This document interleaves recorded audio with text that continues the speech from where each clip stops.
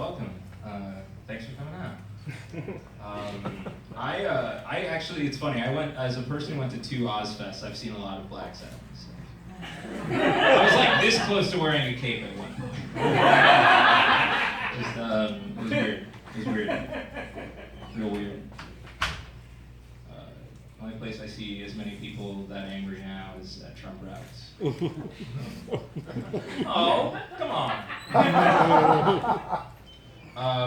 I grew up like, as indicated by me going to Ozfest, I grew up in the 90s as a suburban kid, an angry suburban kid, which was weird for me, because like in the 90s, like there was like an image of blackness that you're supposed to have. Like I think you're supposed to be like short, dark as midnight, muscular.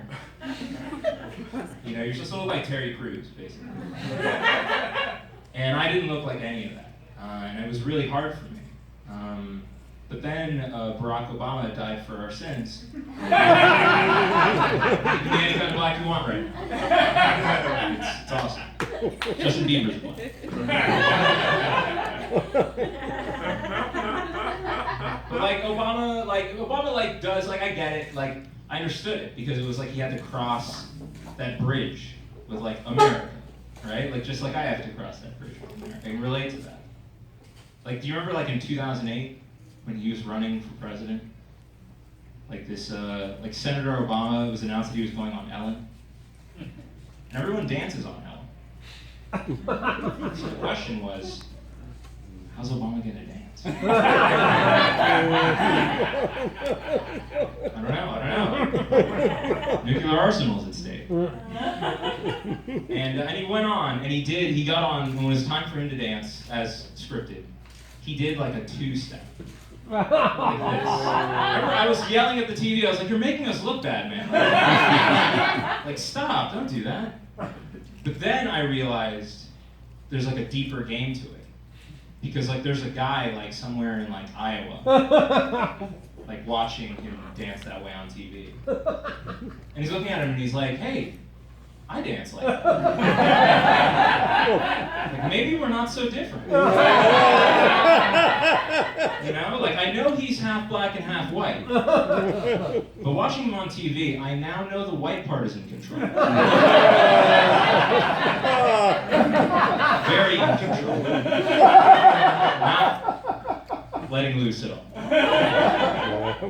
But Obama does do some black things. He did, he's dead or something. He did black things, when he was president, in the second term. Definitely in the second term. He said the N-word on a podcast. On Mark Maron's podcast, he said he was talking about race relations, and he had to get real. And he said the N-word, everyone was shocked. They were like, the president can't say the N-word. Not if you know history. Because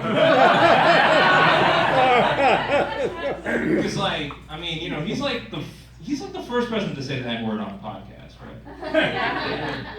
But he's the 44th president to say the N-word. Lincoln had to say it, just because this cabinet didn't know what he was talking about. It's a proclamation. Negro, what's that? It's a 1960s term. Or somewhere in the 1864s. So yeah, it's weird. It's complicated sometimes. I don't know, it's even weird, especially it's weird being in LA. Because they market to black people sort of weird here. I don't know if you know that. There was this one time I was leaving a party. And it was in Hollywood, and I was leaving this party, and I was rounding a corner. And out of nowhere, this guy just came up to me and started saying, fuck ass nigga.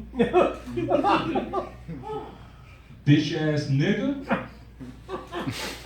And I was taken aback, he had a bottle of alcohol in his hand, in a paper bag. And I was shocked.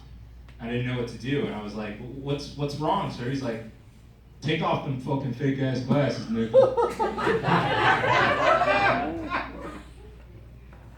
And I was like, I've heard stuff like this all my life. It was so hard. I was like, what should I do? And he looked at me, took a swig from his bottle.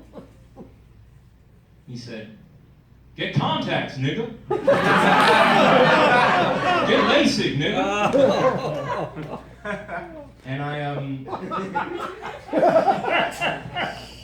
I took the coupon. It was 20% off. Can't beat that. Oh, thanks, you guys have been great.